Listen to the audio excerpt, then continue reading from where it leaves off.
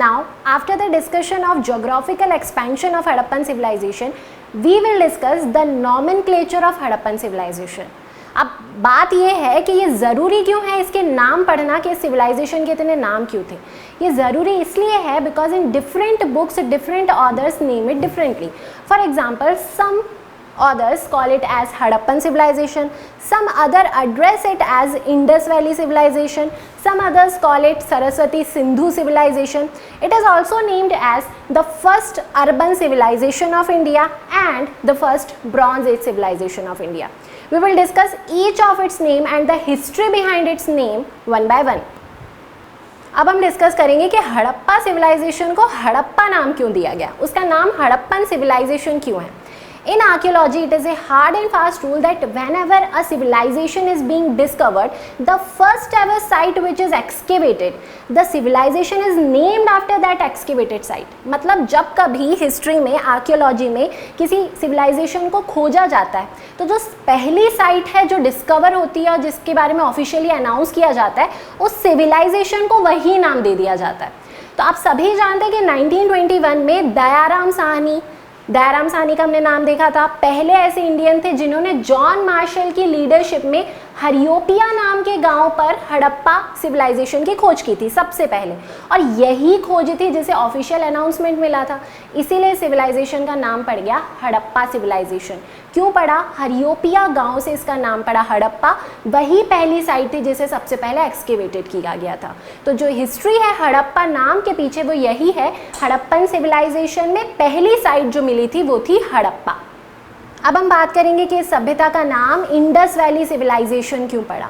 आप सभी जानते हैं कि जब शुरुआती दौर था, जब इनिशियल फेज में इस सिविलाइजेशन की डिस्कवरी चल रही थी, तो मैक्सिमम नंबर ऑफ साइट्स जो हमें मिली वो हमें मिली इंडस रिवर और उसकी ट्रिब्यूटरीज के आसपास.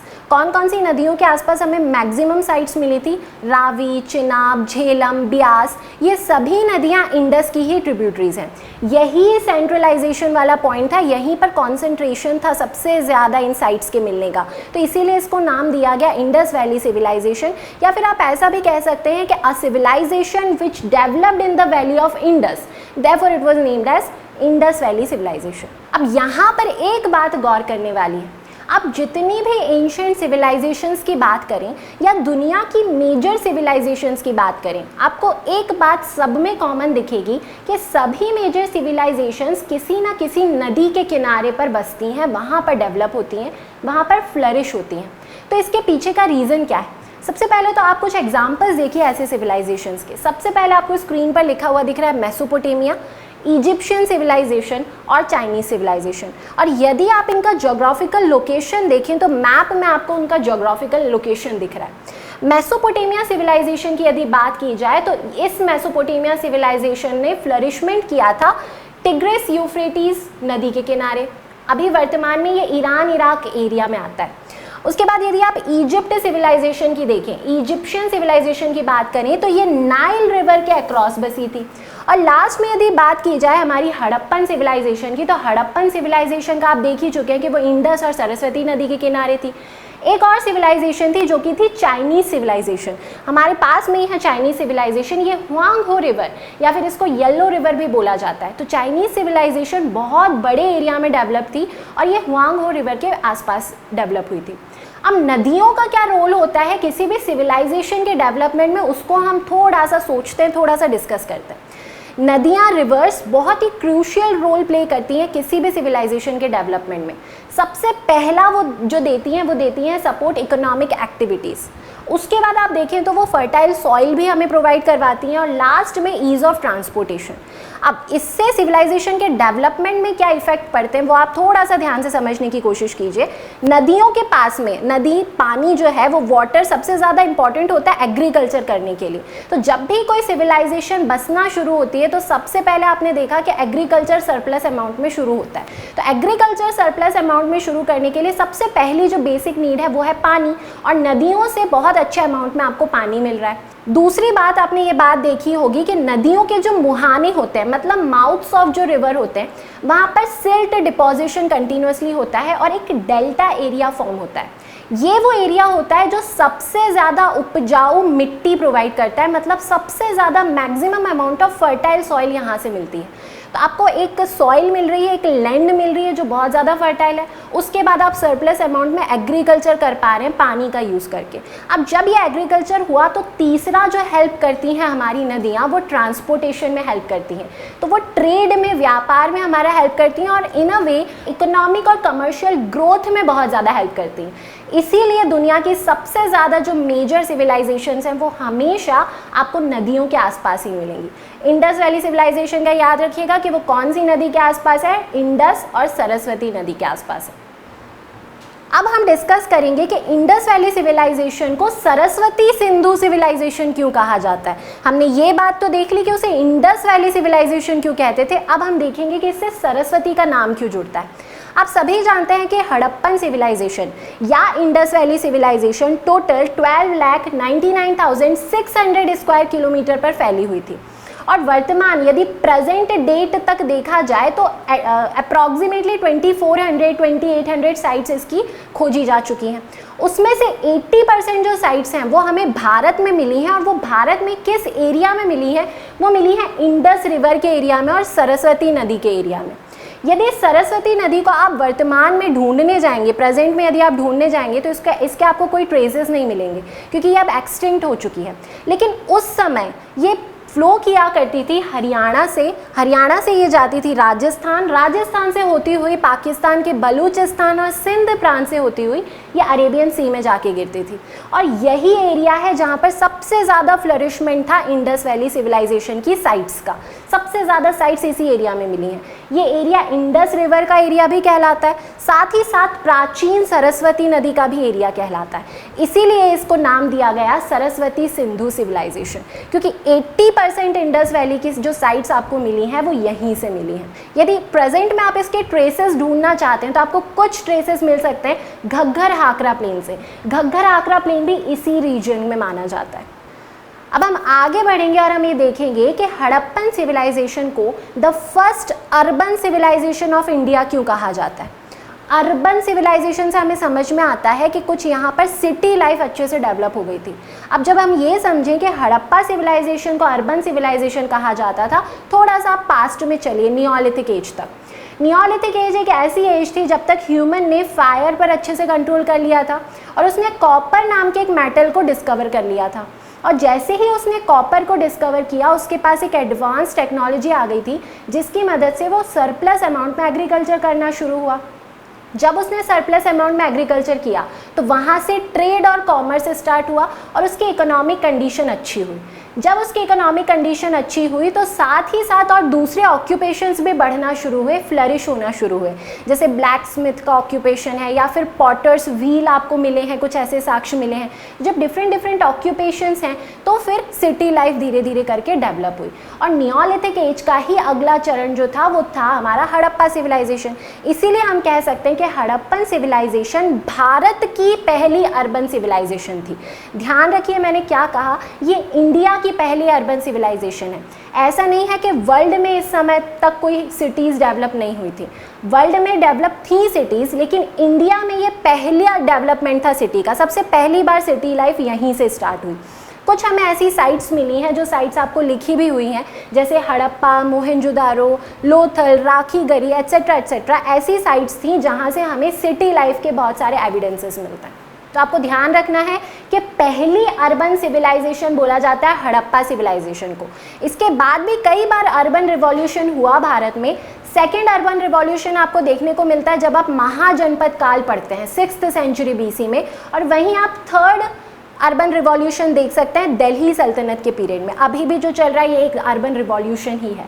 तो आपको ये ध्यान रखना है कि जो पहला अर्बन रिवॉल्यूशन था वो क्या था, वो था हड़प्पन एज में पहला अर्बन रिवॉल्यूशन हुआ था। अब जो अगला नाम दिया गया है हड़प्पन सिविलाइजेशन को वो है the first bronze age civilisation. इसको प्रथम कांस्य युगीन सभ्यता कहा जाता है, ब्रॉन्ज एज सिविलाइजेशन। अब सभी जानते हैं, अभी हमने देखा कि नियोलिथिक एज का जो एंडिंग पीरियड था तब तक कॉपर को डेवलप किया जा चुका था, और जब कॉपर डेवलप हुआ था तभी बहुत सारे एडवांसमेंट्स ह्यूमन लाइफ में हो गए थे, बहुत ज़्यादा तेज़ी से वो प्रोग्रेस करने लगा था और सिटी लाइफ में वो डेवलप करने लगा था। अब अगला स्टेप आता है कि ह्यूमन ने जब फायर पे कंट्रोल किया तो उसके पास एक टेक्नोलॉजी आई कि वो अब कॉपर के साथ टिन को गला के मिक्स करके एक नया मेटल बनाता था जो था ब्रॉन्ज। और ये जो ब्रॉन्ज है ये कॉपर से और ज़्यादा एडवांस्ड था क्योंकि ये थोड़ा ठोस हुआ करता था कॉपर से। अब उसके पास जो टूल्स थे वो टूल्स और ज़्यादा एडवांस्ड थे और इन एडवांस्ड टूल्स के साथ उसने और ज़्यादा अर्बनाइजेशन करना स्टार्ट किया और प्रोग्रेस करना स्टार्ट किया। ये पहली ऐसी सिविलाइजेशन है जब ब्रॉन्ज पहली बार देखा गया। ह्यूमन ने एक टेक्नोलॉजी बनाई जब वो दो मेटल्स को मिक्स करके एक नया कंपाउंड मेटल बना रहा है, इसीलिए इसे कहा जाता है ब्रॉन्ज एज सिविलाइजेशन। अब सवाल ये उठता है कि क्या इस एज में सबसे ज़्यादा ब्रॉन्ज मेटल का यूज़ हुआ करता था? ऐसा बिल्कुल नहीं है। अभी भी सबसे ज़्यादा जो यूज़ होता था वो होता था कॉपर। कॉपर का ही सबसे ज़्यादा यूज़ होता था। सेकंड नंबर पे आपका आता था ब्रॉन्ज। और भी कुछ मेटल्स डेवलप कर लिए थे, जैसे सिल्वर डेवलप हो चुका था, गोल्ड डेवलप हो चुका था। अब सब मेटल्स का आप यूज़ कर रहे हैं, लेकिन सबसे लेटेस्ट टेक्नोलॉजी अगर देखी जाए तो वो थी ब्रॉन्ज, इसीलिए इसे नाम दिया गया bronze age civilisation. For example, यदि आप प्रेजेंट टाइम पीरियड की बात करते हैं तो आप ज़रा सोच के देखिए कि प्रेजेंट मार्केट में सबसे लेटेस्ट टेक्नोलॉजी क्या है। यदि आप आईटी सेक्टर की बात करते हैं तो सबसे लेटेस्ट टेक्नोलॉजी है हमारे पास आर्टिफिशियल इंटेलिजेंस। और यदि आप आर्मी मिलिट्री सेक्शन की बात करते हैं तो वहाँ पर सबसे ज़्यादा लेटेस्ट टेक्नोलॉजी है nuclear reactors, nuclear bomb explosions, ये लेटेस्ट टेक्नोलॉजी है। आने वाले समय में यदि हमारी इस एज को कोई नाम दिया जाता है तो वो नाम दिया जाएगा आर्टिफिशियल इंटेलिजेंस से संबंधित एज या फिर न्यूक्लियर रिएक्शन से संबंधित कोई एज। ऐसा क्यों किया जाएगा? ऐसा नहीं है बिल्कुल कि अभी हम बहुत ज़्यादा सरप्लस अमाउंट में इन दोनों टेक्नोलॉजीज़ का यूज़ कर रहे हैं। अभी भी यदि आप कंप्यूटर में देखें, आप आईटी सेक्टर में देखें तो बाइनरी लैंग्वेज पर ही काम किया जाता है, लेकिन हमारी जो लेटेस्ट टेक्नोलॉजी है वो है आर्टिफिशियल इंटेलिजेंस। तो हमने हमारी सिविलाइजेशन को, यदि हम अभी नाम देते हैं प्रेजेंट सिविलाइजेशन को, तो हम नाम देंगे आर्टिफिशियल इंटेलिजेंस से रिलेटेड कोई सिविलाइजेशन है हमारी। तो ध्यान रखिए कि किसी भी सिविलाइजेशन को जब नाम दिया जाता है तो उसकी लेटेस्ट टेक्नोलॉजी पर बेस्ड नाम दिया जाता है, ना कि सरप्लस अमाउंट में कौन सी टेक्नोलॉजी यूज हो रही है। वही बात है आपकी ब्रॉन्ज एज सिविलाइजेशन से कि हड़प्पा सिविलाइजेशन में सरप्लस अमाउंट में तो कॉपर का यूज हो रहा है, दूसरे मेटल्स का यूज हो रहा है, लेकिन इसे ब्रॉन्ज एज क्यों कहा गया? क्योंकि सबसे पहले यहाँ पर इन्वेंट किया गया ब्रॉन्ज मेटल को, इसीलिए इसे नाम दिया गया bronze age civilisation. Now we will discuss some of the questions asked in preliminary exams. पहला क्वेश्चन आप स्क्रीन पर देख पा रहे हैं, why is Indus valley civilisation is named as Harappan civilisation. सबसे पहला नाम हमने देखा था कि इंडस वैली सिविलाइजेशन को बोला जाता था हड़प्पा सिविलाइजेशन। क्यों बोला जाता था हमने ये डिस्कस किया था, इसीलिए बोला जाता था क्योंकि इसकी खोज सबसे पहले हड़प्पा नामक स्थल पर हुई थी। 1921 में दयाराम साहनी ने जॉन मार्शल की लीडरशिप में हरियोपिया गांव में इसकी सबसे पहले एक्सकेवेशन किया था। तो किस स्थल पर किया था? हड़प्पा, इसीलिए इसका नाम पड़ा था हड़प्पा सिविलाइजेशन। तो आपका पहला ऑप्शन ही सही आंसर हो जाएगा। The first excavation was done at a place named Harappa. अब नेक्स्ट क्वेश्चन थोड़ा सा कंफ्यूजिंग क्वेश्चन है, बहुत ध्यान से देखिए क्या लिखा है। The first metal used by man was, मानव के द्वारा सबसे पहले कौन सी धातु का उपयोग किया गया था? 4 ऑप्शंस लिखे हुए दिख रहे हैं आपको, गोल्ड, सिल्वर, कॉपर और आयरन। हम बार बार ये बात देख रहे हैं कि जो आज का जो मानव है, जो आज प्रेजेंट में जो ह्यूमन है, वो ह्यूमन किसके जैसा है? बिल्कुल नियोलिथिक एज में जो ह्यूमन था वैसा। नियोलिथिक एज के पहले बिल्कुल स्टोन का यूज़ हो रहा है। सबसे पहले यूज़ किया गया नियोलिथिक एज के एंडिंग में कॉपर का। तो ह्यूमन ने सबसे पहले कौन से धातु का यूज़ किया? कॉपर का। तो आपका सही आंसर हो जाएगा option number C, that is copper. अब अगला क्वेश्चन फिर से मेटल से रिलेटेड ही है और क्वेश्चन में ये पूछा गया है, which metal has so far not been discovered in Harappan sites. मतलब किस मेटल की खोज अभी तक नहीं हुई है हड़प्पन साइट से। 4 ऑप्शंस फिर से आपको दिए गए हैं, गोल्ड, सिल्वर, कॉपर और आयरन। अब थोड़ा सा ध्यान दीजिए, हमने जो बातें अभी इतनी ज़्यादा जो की थी मेटल के डेवलपमेंट से रिलेटेड, थोड़ा सा ध्यान दो। हमने देखा नियोलिथिक एज के एंडिंग में कॉपर का डेवलपमेंट हुआ। जैसे ही कॉपर नाम का मेटल ह्यूमन को मिला तो वो बहुत तेज़ी से प्रोग्रेस करना स्टार्ट हो गया। फिर उसने और ज़्यादा प्रोग्रेस की जब उसने कॉपर के साथ टिन मिला के ब्रॉन्ज का डेवलपमेंट किया, क्योंकि ये थोड़ा सा स्ट्रॉन्ग था। अब आप इन चारों ऑप्शंस में से देखिए कि इन चारों ऑप्शंस में से आपको कॉपर से ज़्यादा कठोर ठोस मेटल कौन सा दिख रहा है? वो है आयरन। जब इंसान के पास आयरन का डेवलपमेंट हो जाएगा, जब वो इन्वेंट कर लेगा आयरन नाम के मेटल को, तब वो और ज़्यादा तेज़ी से अर्बनाइजेशन करेगा। हड़प्पा सिविलाइजेशन से हमें सभी मेटल्स मिले केवल और केवल आयरन को छोड़ के, क्योंकि ये नेक्स्ट स्टेप आती है ब्रॉन्ज एज की। ब्रॉन्ज एज के बाद में एक एज आएगी जिसका नाम पड़ेगा आयरन एज। तो आयरन एज कब आ रही है? ब्रॉन्ज के बाद। तो अभी इन ऑप्शंस में से आपका सही आंसर हो जाएगा ऑप्शन नंबर डी, आयरन। तो ध्यान रखो, हड़प्पा साइट्स जो भी मिली आपको अभी तक, वहाँ से आपको गोल्ड भी मिला है, सिल्वर भी मिला है, कॉपर भी मिला है, केवल और केवल आयरन नहीं मिला है आपको। तो इस क्वेश्चन का आंसर होगा आयरन। अब नॉमेनक्लेचर के बाद हम बात करने वाले हैं पीरियडाइजेशन ऑफ हड़प्पन सिविलाइजेशन या फिर time phase of Harappan civilisation. जब भी आप किसी सिविलाइजेशन के बारे में जानने की कोशिश करते हैं, उसकी हिस्ट्री के बारे में जानने की कोशिश करते हैं, तो 3 कैरेक्टरिस्टिक्स बहुत ही इंपॉर्टेंट रोल प्ले करती हैं। वो 3 कैरेक्टरिस्टिक्स हैं ज्योग्राफिकल एक्सपेंशन, उस सिविलाइजेशन की कैरेक्टरिस्टिक्स, और तीसरा पॉइंट है उस सिविलाइजेशन का टाइम पीरियड या फिर वो किस टाइम पीरियड में वो सिविलाइजेशन ने फ्लरिश किया था। जो कैरेक्टरिस्टिक्स हैं वो भी कहीं ना कहीं टाइम पीरियड पर ही डिपेंड करती हैं। तो अब हम देखने वाले हैं कि टाइम पीरियड क्या था हड़प्पा सिविलाइजेशन का। अब टाइम पीरियड को पढ़ने से पहले हम लोग चलते हैं हिस्ट्री पर। हिस्ट्री क्या है? आप यदि बेसिक डेफिनेशन को एनालाइज करें हिस्ट्री की, तो हिस्ट्री है a systematic study of events. मतलब किस इवेंट के बाद में कौन सा इवेंट हुआ था और उस इवेंट के कॉन्सिक्वेंसेस क्या पड़े थे दूसरे इवेंट पर, वो सारी बातें कहलाती हैं हिस्ट्री की स्टडी। तो अभी हम पढ़ने वाले हैं कि कॉन्सिक्वेंसेस हड़प्पा सिविलाइजेशन पर कौन कौन से कॉन्सिक्वेंसेस हुए थे। मतलब क्या हुआ था सबसे पहले, उसके बाद हड़प्पा सिविलाइजेशन हुई, और हड़प्पा सिविलाइजेशन में भी ऐसे कौन से सीक्वेंस ऑफ इवेंट्स थे जो एक के बाद एक होते गए और जो उस पूरे टाइम पीरियड में आते हैं। अब जब आप हिस्ट्री में हड़प्पन फेज के टाइम पीरियड की बात करते हैं, तो हड़प्पन फेज के टाइम पीरियड को 3 पार्ट्स में डिवाइड किया गया है। Early Harappan phase, mature Harappan phase और लेट हड़प्पन फेज।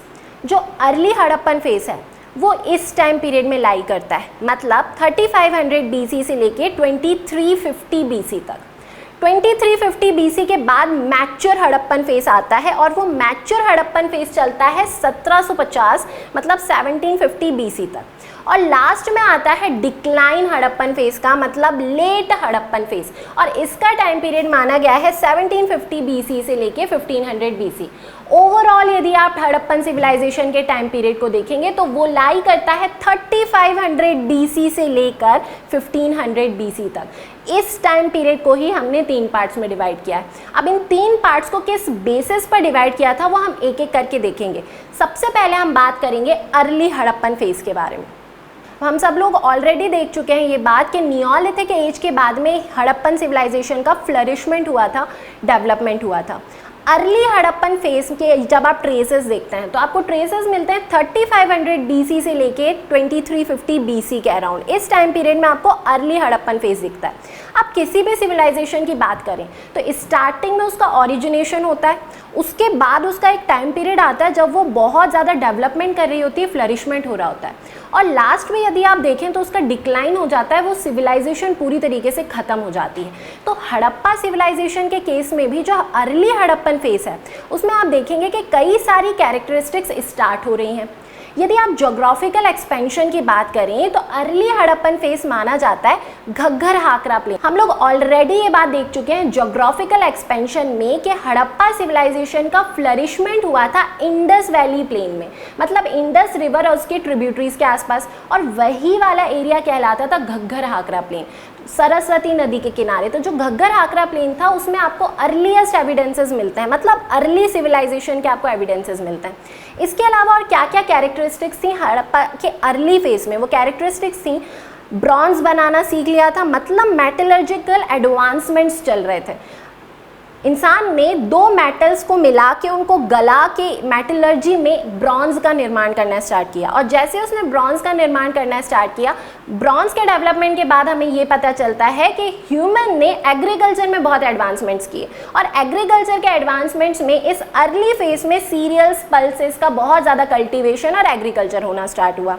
एग्रीकल्चर के साथ ही साथ हम ये देखते हैं कि इस फेज में ट्रेड नेटवर्क डेवलप हो गया है, बहुत अच्छा खासा ट्रेड नेटवर्क डेवलप हो गया है इंटरनेशनल भी ट्रेड डेवलप होना स्टार्ट हो गया है, इनिशियल फेज में है वो।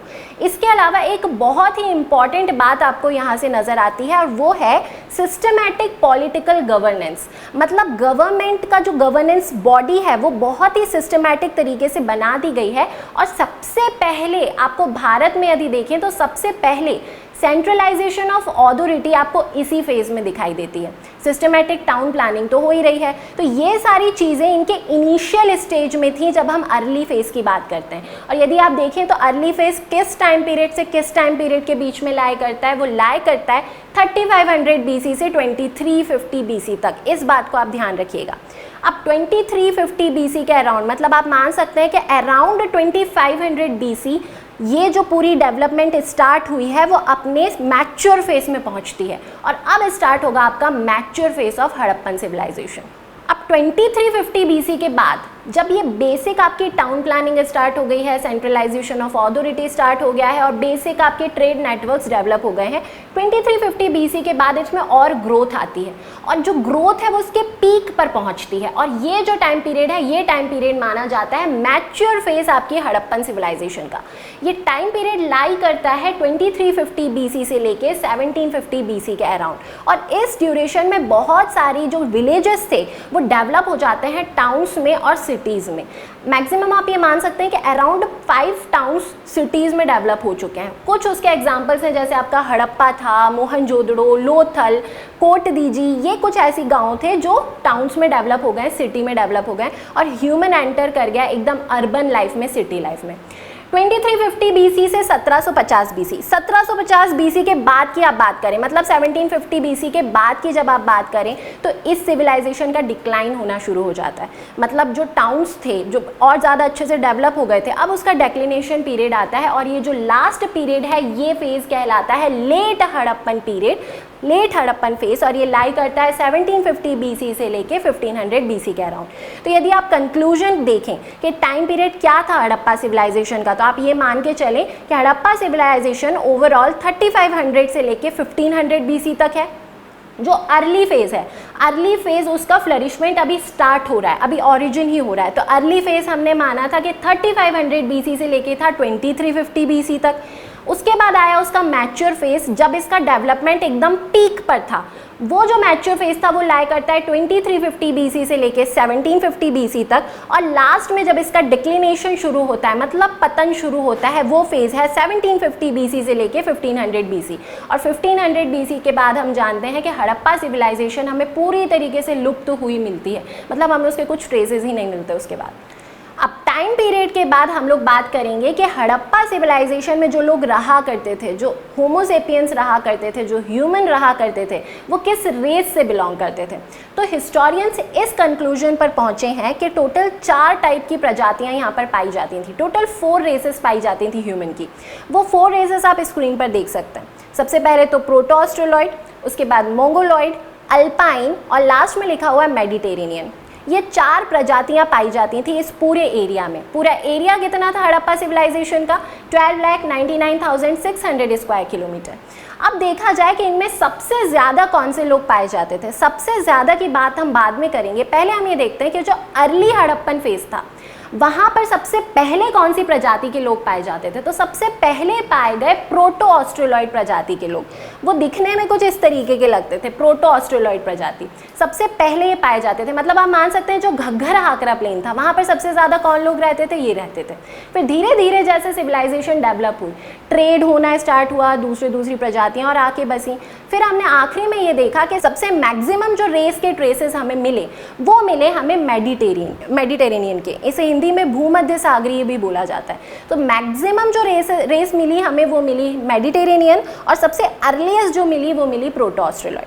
लेकिन यहाँ पर एक बात गौर करने वाली है, आप ये नहीं मान सकते कि यहाँ पर एक पर्टिकुलर प्रजाति के ही लोग रहते थे, क्योंकि यहाँ पर रेशियल डिस्टिंक्शन पाया गया है। मतलब बहुत सारी रेसेस के आपको ट्रेसेस मिले। तो हम ये नहीं कह सकते कि हड़प्पा सिविलाइजेशन में किसी एक रेस का डोमिनेंस था, रेशियल डिस्टिंक्शन पर बेस थी ये, बस इतनी बात आपको ध्यान रखना है। अब अभी तक हम लोग हड़प्पन सिविलाइजेशन में देख चुके हैं नॉमेनक्लेचर, ज्योग्राफिकल एक्सपेंशन और कालक्रम, मतलब पीरियोडाइजेशन ऑफ हड़प्पन सिविलाइजेशन। अब हमारे डिस्कशन को हम आगे बढ़ाते हैं। एग्जाम पॉइंट ऑफ व्यू से यदि देखा जाए तो सबसे ज़्यादा जो क्वेश्चंस पूछे जाते हैं वो पूछे जाते हैं कि हड़प्पा सिविलाइजेशन या इंडस वैली सिविलाइजेशन की इंपॉर्टेंट साइट्स कौन सी थी, कौन सी नदियों के किनारे वो स्थित थी, और दूसरी बात वहाँ से क्या क्या इंपॉर्टेंट डिस्कवरीज हुई है। तो अब जो हम लेक्चर आगे बढ़ाने वाले हैं तो हम यही सब बातें डिस्कस करेंगे। सबसे पहले हम देखेंगे कि इंपॉर्टेंट सिटीज़ कौन सी हैं, और फिर उसके बाद एक एक करके हम देखते जाएंगे कि किस सिटी में कौन सी इंपॉर्टेंट डिस्कवरीज हुई हैं। अब हड़प्पन सिविलाइजेशन की सबसे पहली और सबसे इंपॉर्टेंट सिटी को डिस्कस करते हैं हम, और वो सिटी का नाम है हड़प्पा। हड़प्पा के बारे में हम लोग ऑलरेडी बहुत कुछ देख चुके हैं, और हमने ये देखा था कि हड़प्पन सिविलाइजेशन का नाम हड़प्पन पड़ा था इसी साइट की वजह से, क्योंकि ये पहली वो साइट थी जिसे डिस्कवर किया गया था और ऑफिशियली अनाउंस किया गया था। तो हड़प्पा का ज्योग्राफिकल लोकेशन देखते हैं हम। ध्यान से मैप पर देखिए, आपको स्क्रीन पर एक मैप दिख रहा है। इस मैप में आपको ये जो सर्कल में लिखा हुआ है ये हड़प्पा लिखा हुआ है। ये हड़प्पा प्रेजेंट में कहाँ पर स्थित है, प्रेजेंट में कहाँ पर सिचुएटेड है? प्रेजेंट में ये पाकिस्तान के पंजाब प्रोविंस में सिचुएटेड है, और पंजाब प्रोविंस में भी मोंटेगोमरी डिस्ट्रिक्ट, आपको इस डिस्ट्रिक्ट का नाम याद रखना है जो कि है मोंटेगोमरी। और दूसरी बात आपको ध्यान रखना है कि ये रावी नदी के लेफ्ट बैंक पर स्थित है। तो बहुत ध्यान से इस बात को नोट डाउन कर लीजिए कि जो हड़प्पा साइट है वो हड़प्पा साइट कौन सी नदी के किनारे है? रावी नदी के लेफ्ट बैंक पर है। रावी नदी याद रखिएगा, इंडस के किनारे नहीं है, ये रावी के किनारे है। और दूसरी बात, ये पंजाब में है, पाकिस्तान के पंजाब के मोंटेगोमरी डिस्ट्रिक्ट में स्थित है। तो ये हुई इसकी ज्योग्राफिकल लोकेशन। थोड़ा सा डिस्कशन फिर से हम ले जाते हैं हिस्ट्री पर कि हड़प्पा सिविलाइजेशन की खोज कैसे हुई थी। अब थोड़ा सा रिकॉल करते हैं हम हड़प्पन सिविलाइजेशन की डिस्कवरी कहाँ से हुई थी। तो बात शुरू हुई थी 1826 में। 1826 में एक व्यक्ति थे, पहले यूरोपियन, जिनका नाम था चार्ल्स मेसन। चार्ल्स मेसन को सबसे पहले एविडेंसेस मिले थे हड़प्पा साइट के। हड़प्पा विलेज से ही उन्हें हड़प्पा साइट के कुछ एविडेंसेस मिले थे, और उन्हें ऐसा थोड़ा थोड़ा लगा था कि शायद ये कोई प्राचीन सभ्यता को दर्शा रहे हैं। इन्होंने ये बात ब्रिटिश सरकार को भी बताई, लेकिन इनकी बात को ज़्यादा तवज्जो नहीं दी गई। उसके बाद कहानी आती है आगे 1853 से 1856 के बीच में, जब भारत में इंडियन सब कॉन्टिनेंट में रेलवे ट्रैक्स बिछाए जा रहे थे।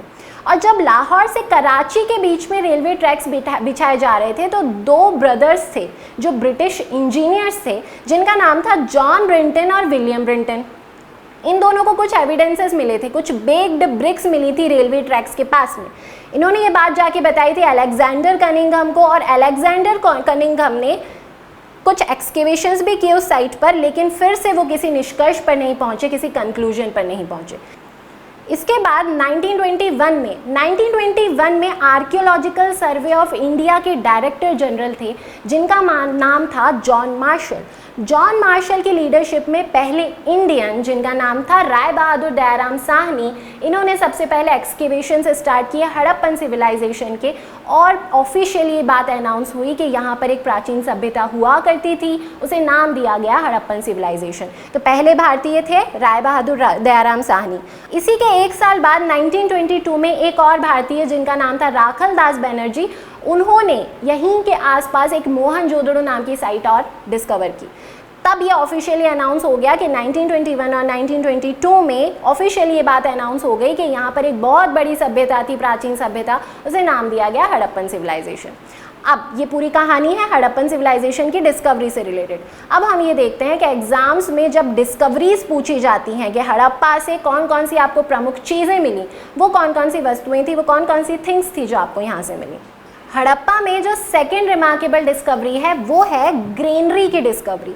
ग्रेट ग्रेनरीज यहाँ से प्राप्त हुई हैं, और ये ग्रेनरीज का स्ट्रक्चर कुछ ऐसा होता था कि यहाँ पे 2 रोज हुआ करती थी। ये दोनों रोज में 6 रूम्स होते थे, यहाँ भी 6 रूम्स और यहाँ भी 6 रूम्स। और इन रूम्स का जो डायमीटर है वो डायमेंशंस कुछ ऐसे होते थे, 15.23 क्रॉस 6.09 मीटर्स के रूम होते थे। इन रूम्स के साउथ में सर्कुलर प्लेटफॉर्म्स होते थे, और माना जाता है कि शायद उन प्लेटफॉर्म्स पर व्हीट को या फिर ग्रेन्स को क्रश किया जाता था या फिर उनकी थ्रेशिंग की जाती थी। कहीं कहीं पर ये ग्रेनरीज के पास में वर्कर के बैरक्स भी मिले हैं, मतलब 2 रूम्स के बैरक्स भी मिले, क्वार्टर्स जैसे मिले। तो इस सब बातों से ये बात समझ में आई कि शायद वहाँ पर जो लेबर कैटेगरी के लोग रहते हैं वो लोग रहते थे उन बैरक्स में, और वो क्या काम करते थे, यहाँ पर ग्रेनरी में ग्रेन्स के थ्रेशिंग का काम करते थे। तो जो सेकेंड रिमार्केबल पॉइंट है वो है कि ग्रेनरीज आपको प्राप्त हुई हैं, इनमें आपको इनका डायमेंशन ज़रूर याद रखना है।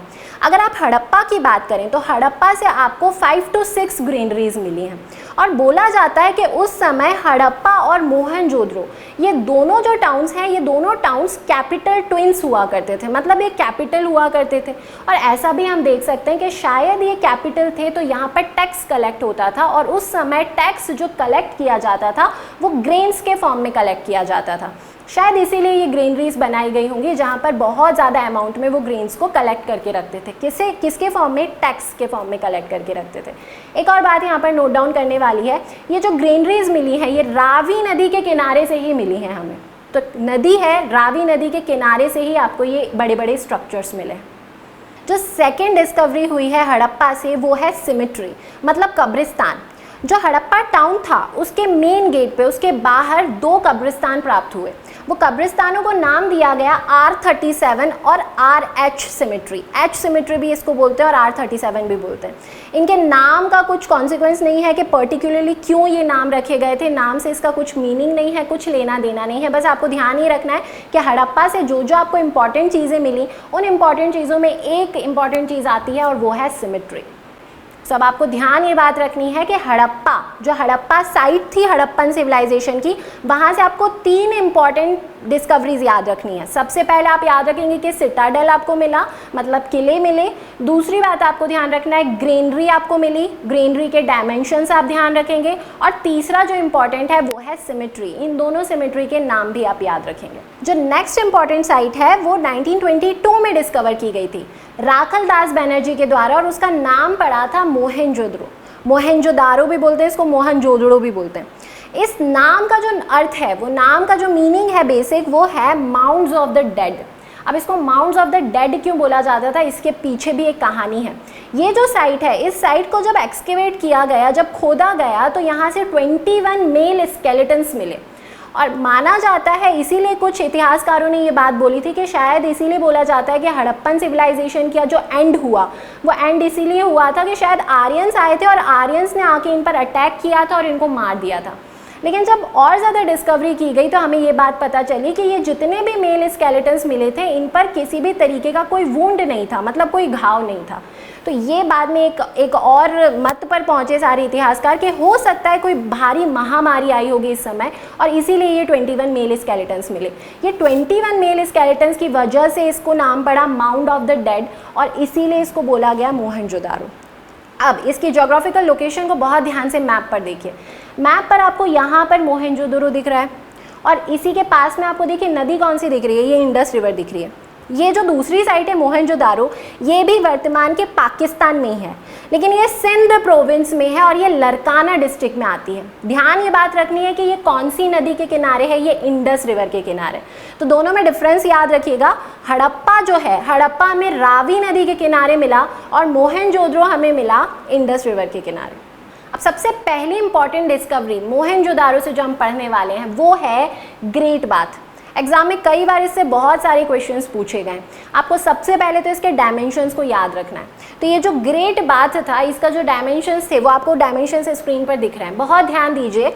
7 मीटर की इसकी विड्थ हुआ करती थी, 12 मीटर इसकी लेंथ थी और यदि इसकी डेप्थ देखी जाए तो इसकी डेप्थ थी 3 मीटर, मतलब एक स्विमिंग पूल टाइप का ये था। यूज़ किया जाता था शायद रिचुअल बाथिंग के लिए, मतलब कुछ पूजा या फिर कुछ कार्यक्रम के पहले जो भी बाथिंग होती है उसके लिए शायद यूज़ किया जाता था। इसके पास में ही एक वेल बना हुआ था, उस वेल से शायद इसमें पानी लिया जाता था। इसके नॉर्थर्न और साउदर्न पार्ट में यदि आप देखेंगे तो आपको स्टेयर्स मिलती हैं, मतलब इसमें उतरने के लिए कुछ स्टेयर्स भी होती थी। आसपास यदि आप देखें तो पूरे आसपास आपको रूम्स बने हुए इसमें नज़र आए। इंपॉर्टेंट बात एक और है कि ये जो स्ट्रक्चर बनाया गया था, मतलब ग्रेट बाथ का जो स्ट्रक्चर बनाया गया था, ये पूरा बेक्ड ब्रिक्स से बना था।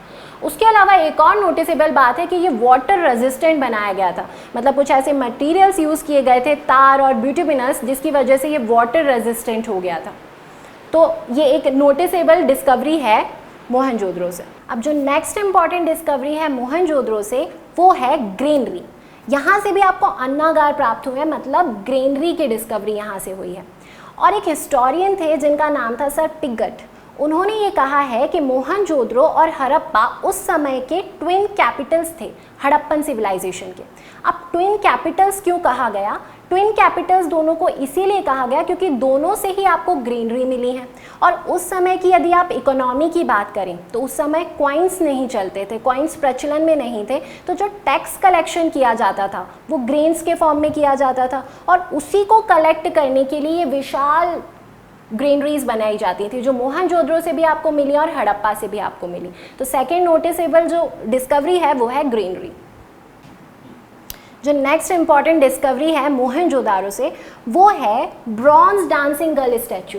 एक स्टैचू मिला है हमें जो ब्रॉन्ज का बना है और उस स्टैचू में एक डांसिंग गर्ल की इमेज आपको नज़र आती है। ये आइडल इम्पॉर्टेंट इसलिए है क्योंकि ये दो एस्पेक्ट्स को आपको समझाता है। हड़प्पन कल्चर के दो एस्पेक्ट्स को आपको ये बता रहा है। पहला एस्पेक्ट तो है टेक्निकल एस्पेक्ट, टेक्निकल एडवांसमेंट को ये दर्शा रहा है, और दूसरी बात ये उस समय की लाइफस्टाइल को दर्शाते हुए सोशियो कल्चर एस्पेक्ट्स को भी टच कर रहा है। टेक्निकल एस्पेक्ट की यदि बात की जाए तो पहली बात, ये जो आइडल या फिर ये जो स्टैचू मिला है ये स्टैचू ब्रॉन्ज का बना था और उस टाइम ये कौन सी टेक्निक से बना था? ये लॉस्ट वैक्स टेक्निक से बनाया गया था। ये लॉस्ट वैक्स टेक्निक आज भी यूज़ की जाती है। तो आप समझ सकते हैं कि उस समय जो टेक्निकल एडवांसमेंट है वो कितना ज़्यादा टेक्निकल एडवांसमेंट हो चुका था कि वो लॉस्ट वैक्स टेक्निक यूज़ करना स्टार्ट हो गए थे। Second aspect with which this idol is dealing is the socio-cultural aspect of that time. आप समझ सकते हैं कि किसी भी सिविलाइजेशन का जो आर्ट होता है वो आर्ट उस सिविलाइजेशन के बारे में बहुत कुछ कहता है। आप जब इस गर्ल की इमेज को देखें या इस स्टैचू को देखें तो ये स्टैचू नेकेड गर्ल की स्टैचू है। तो आप मान सकते हैं कि उस समय के जो लोग थे वो लोग इतने ज़्यादा ओपन माइंडेड थे जो इतने अच्छे आर्ट को भी लिबरली एक्सेप्ट कर रहे थे। दूसरी बात ये एक और चीज़ को दर्शाता है कि उस समय महिलाओं की जो स्थिति थी वो बहुत अच्छी थी समाज में।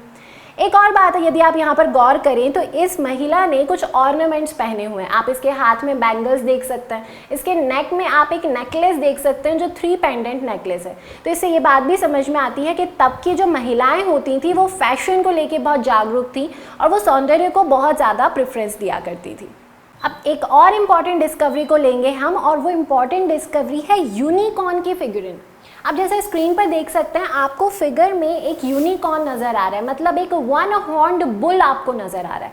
और ये जो 1 हॉर्न्ड बुल है ये हड़प्पाई समाज जो हुआ करता था, जो सोसाइटी थी उस टाइम की, उसमें एक बहुत इंपॉर्टेंट रोल प्ले करता था, रिलीजियस फैक्टर्स में भी और ट्रेड और कॉमर्स में भी। ये जो फिगरिन मिला है ये ज़्यादातर आपको सील्स पर मिला है और आप सभी जानते हैं कि हड़प्पन सिविलाइजेशन के जो लोग थे वो ट्रेड एंड कॉमर्स में बहुत ज़्यादा आगे थे। पहली बात तो ये सील्स पर मिला। दूसरी बात, जो सील्स का साइज़ था वो बहुत छोटा हुआ करता था, मतलब 3 सेंटीमीटर की सील्स पर इतने अच्छे से एनगाव्ड है ये वाला जो फिगरिन है ये। तो आप ये भी देख सकते हैं कि उस समय की टेक्नोलॉजी कितनी अच्छी हुआ करती थी, कितनी छोटी छोटी सील्स पर वो इतने अच्छे से इनकार्वेशन कर देते थे, मतलब इंस्क्रिप्शन कर देते थे। इन सील्स के यदि ऊपर आप देखें तो आपको कुछ हड़प्पाई लिपि की कुछ इंस्क्रिप्शंस दिख रहे हैं, मतलब कुछ स्क्रिप्ट दिख रहा है, वो स्क्रिप्ट जिसको आप अभी तक नहीं पढ़ पाए। तो यूनिकॉर्न बहुत ज़्यादा इंपॉर्टेंट है हड़प्पन सिविलाइजेशन से, ये बात ध्यान रखिए। और ये आपको कहाँ से मिले हैं ये सील्स? आपको मोहनजोदारो से मिली हैं। अब चलते हैं एक और डिस्कवरी पर। जो नेक्स्ट डिस्कवरी है वो फिर से एक स्टैच्यू से रिलेटेड है। जैसा कि आप स्क्रीन पर देख पा रहे हैं, आपको स्क्रीन पर एक व्यक्ति की, एक मैन की स्टैच्यू दिख रही है। खास बात यह है कि स्टैच्यू टेराकोटा की बनी हुई थी। मोहनजोदारो और हड़प्पन की दूसरी साइड से यदि आप देखें हड़प्पन सिविलाइजेशन की, तो आपको कई सारे फिगरेंस मिले हैं जो टेराकोटा के, स्टोन के, कॉपर के और ब्रॉन्ज के बने हुए हैं। उन्हीं में से एक फिगर है जो ये आपको दिख रहा है। कई सारे हिस्टोरियंस का ये कहना है कि ये जो फिगर है ये किसी प्रीस्ट का फिगर है और वो इस कंक्लूजन पर पहुंचे इसके ड्रेसअप को लेकर। जैसा कि आप ध्यान से देखें यदि स्क्रीन पर, तो आपको इसके हेड पर एक हेडबैंड दिख रहा है। बियर्ड यदि आप देखें तो बहुत ही अच्छे से सेट है। साइड में एक रोब उसने डाल रखा है एक शोल्डर पर, और इधर आप देखें तो यहाँ भी उसने एक आर्म पर ऑर्नामेंट्स पहन रखे हैं। तो बहुत ही ऑर्नामेंटल सुसज्जित टाइप का व्यक्ति है ये। तो इसीलिए माना गया कि शायद ये किसी प्रीस्ट की या फिर प्रधान की आइडल होगी, प्रधान की एक स्टैच्यू होगी। यहाँ से आप एक और कंक्लूजन पर पहुँच सकते हैं। यदि आप वर्तमान में प्रेजेंट की विलेज लाइफ को देखें तो जो विलेज लाइफ है वहाँ पर लोग इतना ज़्यादा ऑर्नामेंट्स नहीं पहनते, इतने फैशनेबल नहीं होते। यदि आप थोड़ा सा गौर करें तो ये जो सिविलाइजेशन है वो आज से लगभग 5000 साल पहले के लोग हैं और ये लोग इतने ज़्यादा फैशनेबल होते थे और इतने एडवांस्ड होते थे कि वो अपने खुद के श्रृंगार को, अपने मेकअप को भी बहुत ध्यान देते थे। तो बस ये सब बातें आपको इस फिगर से ध्यान देनी है।